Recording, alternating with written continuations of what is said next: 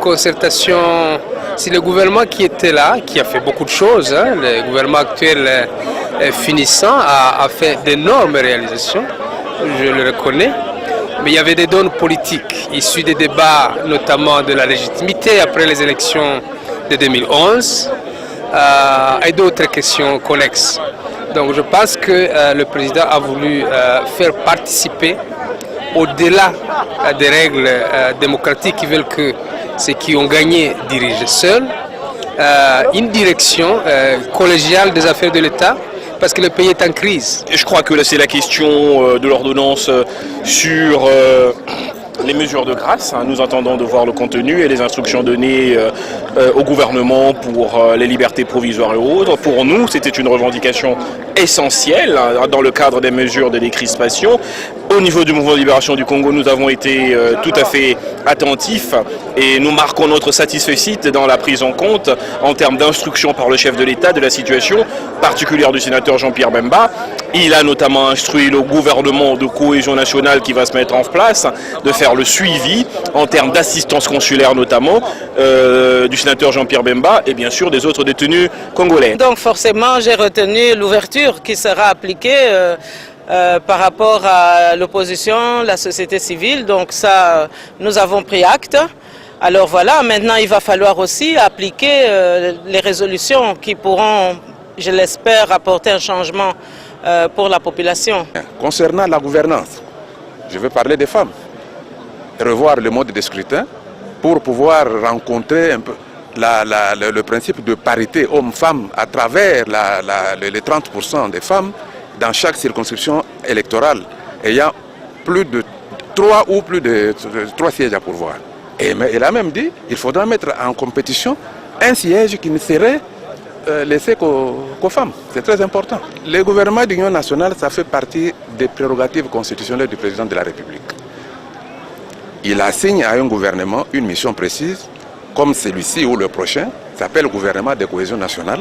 Il faudra qu'il puisse justement atteindre ses objectifs. Même l'autorité suprême de ce pays vient de renouveler son engagement à promouvoir la femme, à la faire participer au sein des instances de prise de décision, à l'impliquer dans le processus de restauration de la paix et du développement de notre pays à côté des hommes. Ça, c'est une grande nouvelle. Ça, c'est une avancée par rapport à la question de la promotion de la femme. Deuxième chose, le président de la République a décidé de nommer une envoyée spéciale sur les questions des violences sexuelles et des enfants dans l'armée. Je crois que c'est une appropriation au plus haut niveau. Beaucoup plus c'est la cohésion nationale qui l'a souligné avec force. Et non seulement cela, mais la responsabilisation des gouvernants de permettre aux Congolais de faire des petits commerces, de créer la classe moyenne dans ce pays qui nous manque cruellement. Tout le monde aujourd'hui a retrouvé ce qu'il espérait entendre du chef de l'État. S'agissant, parce que finalement il a dit c'est la cohésion c'est pas sur le secteur économique simplement. Donc tous les secteurs ont été à mon avis adressés de façon très claire et précise par le chef de l'État. S'agissant du secteur économique, qu'est-ce que je peux vous dire que je suis heureux? Je suis très heureux aujourd'hui en tant que président de la FEC. Je pense que le chef de l'État a bien entendu les recommandations de notre thématique qui, heureusement pour moi, rassemble à ce que généralement la FEC a toujours dit. Le développement de ce pays doit s'asseoir sur un secteur privé fort, une classe moyenne congolaise forte et un accès des femmes entrepreneurs et des entrepreneurs nationaux à tous les marchés publics. Kampala a été suspendu, a-t-il possibilité de revenir sur ça ou pas? De toutes les manières, nous ne nous fatiguerons pas. Nous allons continuer à nous battre pour que nous ayons une solution.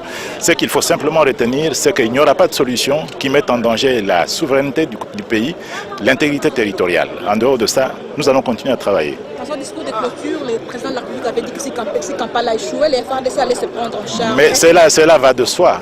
Cela va de soi.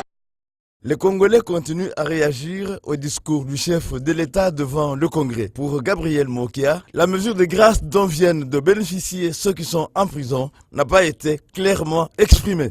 Mesure de grâce aux attaques de la population, lui devait se prononcer clairement comme « je vous gracie ». Même si quelqu'un a tué, même si quelqu'un a volé des millions de dollars. Mais quand vous avez la bonne volonté d'un chef, je vous gracie.